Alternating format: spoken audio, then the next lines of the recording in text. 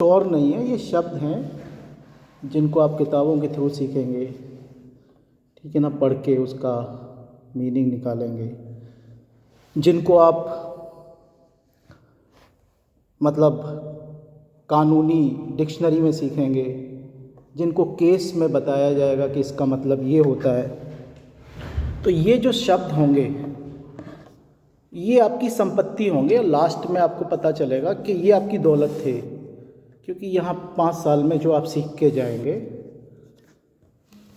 शब्दों का मतलब कैसे लगाना है, उनकी व्याख्या कैसे करनी है, ये सीख के जाएंगे। और ज़्यादा बहुत सारी चीज़ें और भी सीखेंगे, ऐसा नहीं है कि केवल यही सीखेंगे। लेकिन उसमें इम्पोर्टेंट आस्पेक्ट ये भी होगा कि शब्दों का अर्थ क्या लगाया जाए कि वो कानूनी अर्थ हो। और कानूनी अर्थ का मतलब ये नहीं है कि एक ही तरह से आप चीज़ों का अर्थ लगाएं। कभी कभी आपको जो अर्थ लगाना पड़ेगा वो लिटरल मीनिंग लगाना पड़ेगा। लिटरल मीनिंग का मतलब होता है कि जो शब्द का डिक्शनरी अर्थ दे रही है, डिक्शनरी में मीनिंग है, वो अर्थ लगाएंगे आप कानून में। डिक्शनरी में जो अर्थ लिखा हुआ है किसी शब्द का अर्थ, मान लीजिए, वो अर्थ लगाएंगे आप।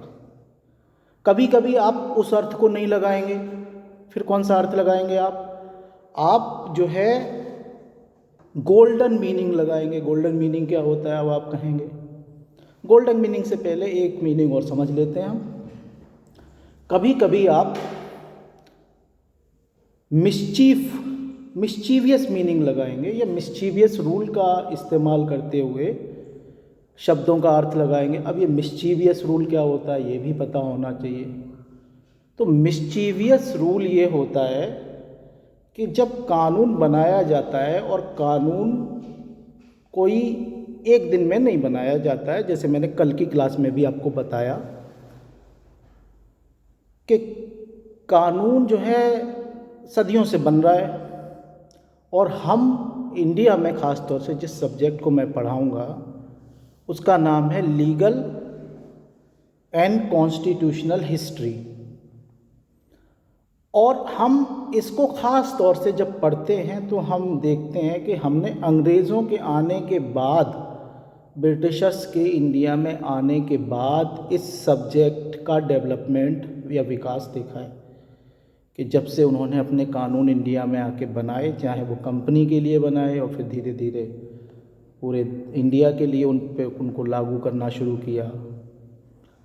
तो उससे पहले भी वो कहीं ना कहीं से तो कानून लेके आए थे उनके दिमाग में। ऐसा तो नहीं है कि भगवान ने या जीसस क्राइस्ट ने या उनके खुदा ने या उनके ईश्वर ने ऊपर से कोई दिमाग में बात भर दी कि भाई इन लोग इंडिया में आप रह रहे हैं, ये कानून बना दो। वो कहीं ना कहीं से तो कानून लेके आए थे। जाहिर सी बात है कि इंग्लैंड से वो कानून वहाँ के जानते थे, यहाँ पे वो लेके आए उनको, और उन्होंने अपने शासन में उन कानूनों को, कंपनी के शासन में, फिर इंडिया के शासन में उन कानूनों को रखना शुरू कर दिया।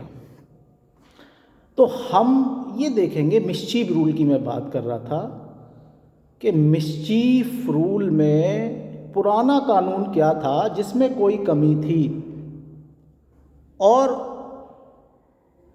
उस कमी की वजह से नया कानून बनाया गया। तो क्यों बनाया गया, इसको हम देखने के बाद ये पता लगाते हैं कि ये कमी थी, ये मिस्चीफ थी, ये त्रुटि थी, ये शरारत थी कानून में जिसकी वजह से कोई कानून बना। और उसका अब हम ऐसा मतलब लगाएंगे जो मिस्चीफ को दूर करे, गलती को दूर करे, त्रुटि को दूर करे, शरारत को दूर करे।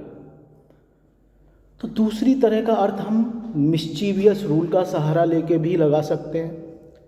अब मैंने आपको 2 तरीके बताए कि शब्दों का अर्थ, कानूनी शब्दों का अर्थ या कानून का अर्थ आप कैसे लगाएंगे। पहला लिटरल मीनिंग लगाएंगे जो कि ग्रामेटिकल मीनिंग होता है, जो मैंने कहा वही आपने समझ लिया।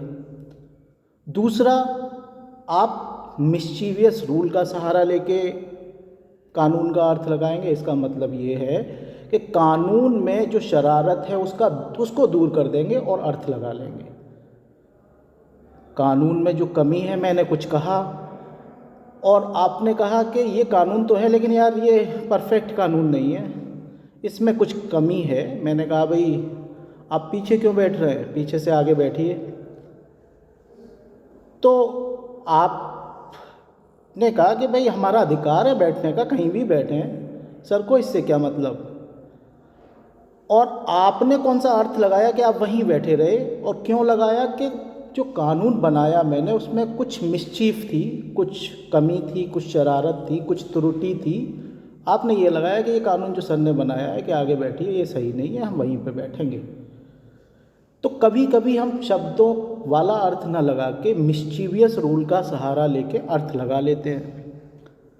कभी कभी हम गोल्डन अर्थ लगाते हैं शब्दों का, और गोल्डन अर्थ क्या होता है, ये स्वर्णिम नियम क्या होता है, या सोने वाला नियम क्या होता है। ठीक है ना, सोना कितना सोना है, सोना सोना का तो चाहे मतलब कोई भी मीनिंग ले लीजिए, सभी लोग उसको पसंद करते हैं। और आपको पता है कि गोल्ड तो हमेशा से ही गोल्ड ही रहा है, दुनिया की इकोनॉमी काफ़ी हद तक उस पर बेस्ड है। चाहे अमेरिका हो, जब वो खतरे में आया तो उसने एक नया रूल बनाया कि भाई हम अब किसी दूसरी चीज़ पर भरोसा नहीं करेंगे, अपने यहाँ जितने हम डॉलर इश्यू करेंगे उसका गोल्ड में रिजर्व रखेंगे अपने यहाँ। और उसने सोना खरीदना शुरू कर दिया, और अपने यहाँ गोल्ड का रिज़र्व इंडियन गवर्नमेंट भी लगभग यही करती थी या करती है।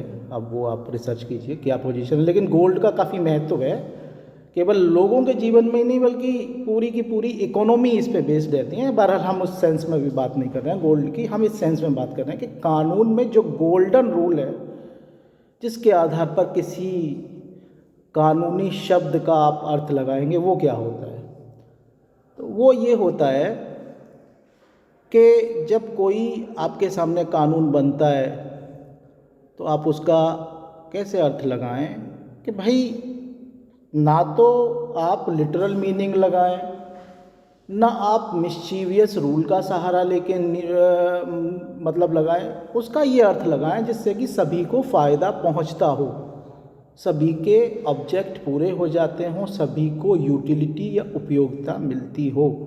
तो अब कानून का वो अर्थ लगाइए। तो तीसरा रूल मैंने आपको बताया कि तीसरा रूल होता है गोल्डन रूल। और भी बहुत सारे रूल होते हैं, मैं 3 का भी आपको एग्जाम्पल दिया है, होते तो लगभग 15, 20, 25 हैं जिनके आधार पर हम कानून के शब्दों का या कानून का अर्थ लगाते हैं। मैंने 3 आपको एग्जाम्पल इस वजह से दिए कि अगर आप एक शब्द भी कानून का नहीं समझ पाते हैं क्योंकि आपको आवाज़ नहीं आई पीछे, तो आप मैं क्या कहना चाहता हूँ उसका पूरा सेंस नहीं समझ पाएंगे। तो कानून में इसी वजह से आप एक एक वर्ड को ध्यान से समझिए, उसका क्या एग्जैक्ट मीनिंग होता है वो समझिए और समझने की कोशिश कीजिए, क्योंकि ये आपकी जर्नी जो शुरू हुई है, 6 महीने आपको निकल चुके हैं, सेकंड सेमेस्टर है आपका, तो ये जर्नी 5 साल तक चलेगी और आप यहाँ से लगभग आपको 5 लाख रूल सीख के जाना चाहिए, जिसमें से बहुत सारे प्रिंसिपल्स भी होंगे, बहुत सारे जो है आर्टिकल्स भी होंगे, सभी चीज़ें। अब 5 लाख में से आप कितनी सीख पाते हैं, मेरा मोटा मोटा अंदाज़ा यही है कि एक लॉ स्कूल जो 5 साल में सिखाता है लगभग 5 लाख बातें तो सिखाता है, 1 साल में 1 लाख बातें सारे सब्जेक्ट मिला के आप सीख सकते हैं, और भी ज़्यादा सीख सकते हैं। वो तो आदमी की कैपेसिटी पे डिपेंड है कि वो कितना सीखना चाहता है, वो कितना सीख सकता है, उसकी कैपेसिटी क्या है सीखने की।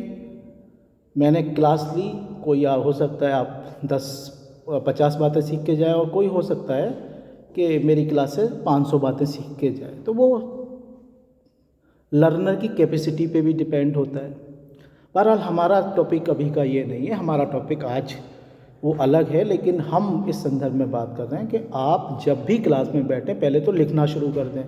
जितना ज़्यादा आपके वर्ड्स लिखेंगे और उसका एग्जैक्ट मीनिंग समझना शुरू कर दें। अगर आप नहीं जानते हैं तो आप डिक्शनरी उठाइए, लॉ की किताबें उठाइए, लीगल डिक्शनरी उठाइए और उसका मतलब समझिए, चाहे आप वो जर्नल डिक्शनरी से मतलब समझें, उससे भी समझिए, लीगल डिक्शनरी से भी लॉ के मतलब समझिए, तब आप कानून का सही अर्थ लगा पाएंगे और सीख पाएंगे। खैर बहरहाल हम जो बात कर रहे हैं अभी अब